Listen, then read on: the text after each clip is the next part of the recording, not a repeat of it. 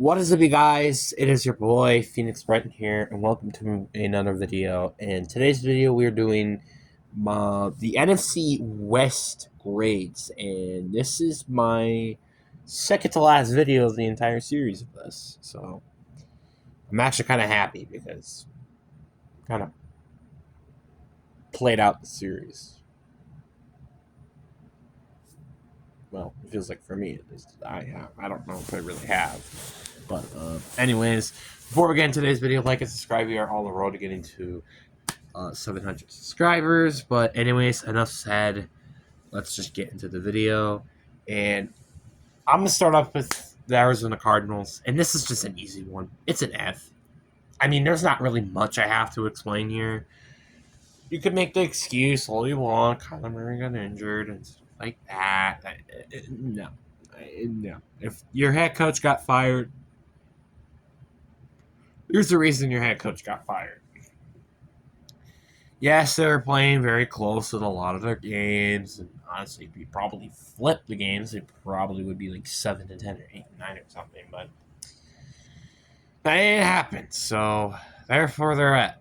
And I'm genuinely curious to see what their offseason plan is, and their hiring is already pretty bad, so yeah. Then you got the 49ers. This is a very tough one because it's like, obviously, I think it's A minus the lowest for me because it's kind of just where I think, or it's an A, and or maybe A plus, I guess. So it's kind of like between there, and the main reason why I say this is because of their injuries. Like they had a lot of injuries going on all season, yet they made it 12-5 and beat the Eagles in the playoffs, which is so weird to me. So it begs the question: does this team deserve an A minus? Does this team deserve an A? Does this team deserve an A plus?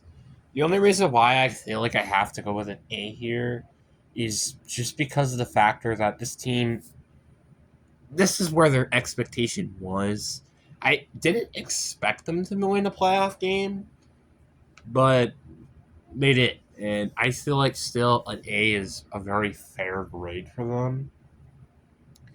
And the reason why I say it's a fair grade is because, well, again, they made it to the divisional round. And that's despite all the injuries. So I feel like this is a pretty fair.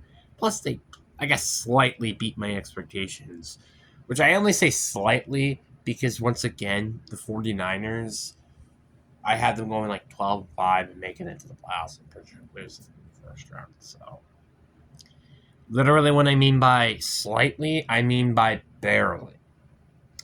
And the Rams, I'm actually going to give them the exact same grade as well with an A. I know that sounds very weird when the Niners had a divisional round appearance, while the Rams had an NFC Championship appearance where they lost to the Super Bowl champion. Which, yeah, you could make a little bit of an argument to say that it is an A+, especially for Matthew Stafford winning MVP this year. But I think I'm going to stick with an A. And especially with one being, well, I expected them to go 12-5. I did expect them to win a playoff game at least. Or make it to the playoffs at bare minimum. So it's like that stuff I'm not surprised about. So the only part I'm kind of surprised about is how they did. And also, first of all, I was kind of surprised that they actually had a good start to the season as well. Because if you haven't seen the Rams for the past few years, that would make a lot of sense to why. Because the Rams usually have very, very slow starts. Like, let's look at last year, for example. They started off 0-2 by losing to the Cardinals by a literal decent margin, and then lost to the Lions, which, to be fair, they were a very good team last year. But, like, again, still. Last, and in the year before that, they went 1-5, I think, to start the season or something like that. 1-4 or something. So you kind of get the point. The point is that I was kind of surprised they actually had a very decent start to it. But the Rams, I wouldn't be entirely surprised that they try to go all in and losses and stuff like that. Then we had the final team, which is the Seattle Seahawks, and This team, I think, deserves an A plus.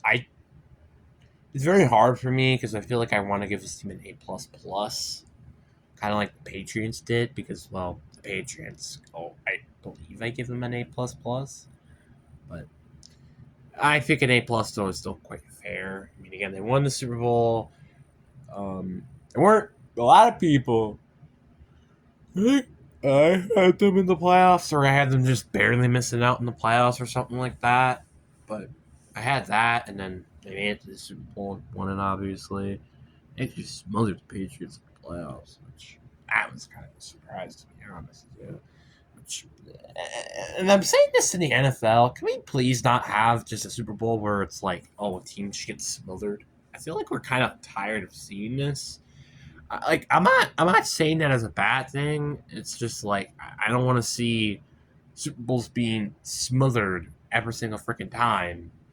Like that's why I remember saying this again. Like when the NFC Championship game happened, I said this is the Super Bowl, not the Patriots Seahawks game. Which, funny enough, that's exactly how that basically panned out because that game was way more entertaining than the Patriots game.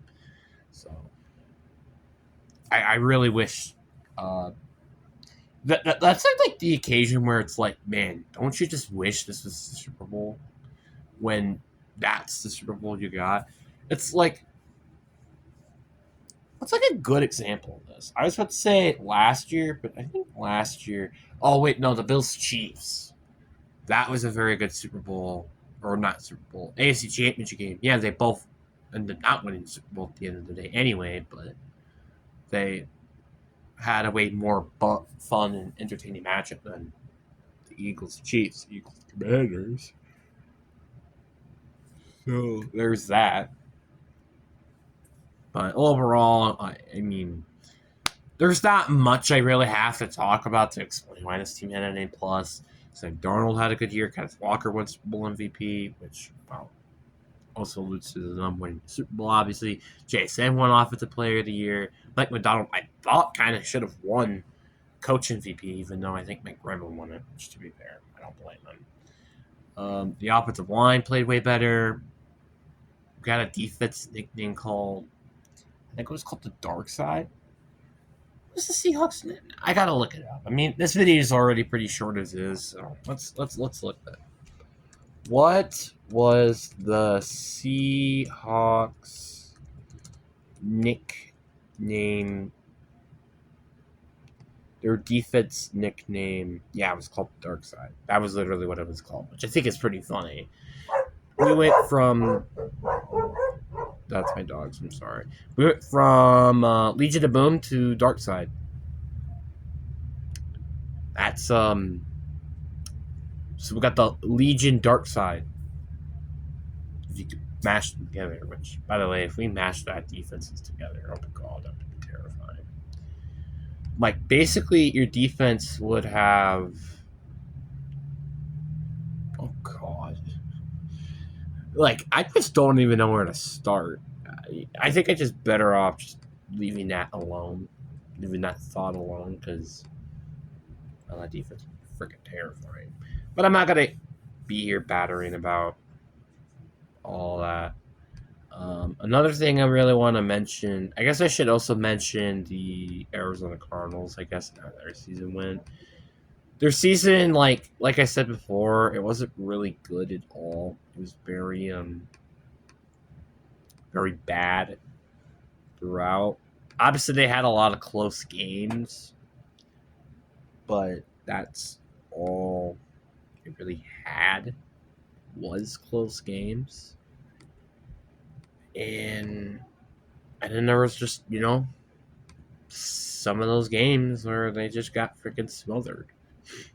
I still think it's absolutely insane that Arizona actually played close against Seattle one of these weeks. It's insane. Like, they barely beat the Saints, and then they barely beat the Panthers, which it's kind of weird to think about that. But then they lost to the Niners, which they were a lot more healthy then, so the fact they only lost by one is kind of insane.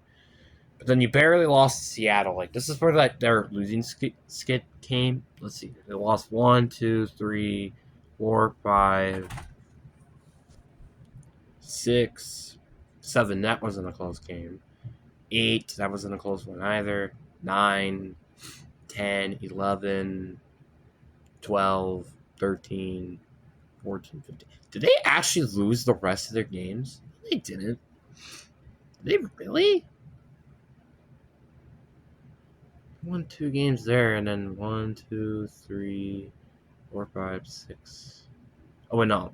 They lost 5 straight, but then lost, like, what? 14 minus 5, 9 games to end the season. That's what happened. Sorry for misinformation. But it's still insane to think about that this team lost 9 games to end the season. Yeah, it even says it right here. They lost 9 games to end the season. You know what's funny? I actually just see this. I think Seattle, if this is correct, I think they had a 7-game win skid to end the season. I want to double check, and that's well. I also want to include the playoffs too. So 1, 2, 3, 4, 5, 8. No, it didn't include the playoffs.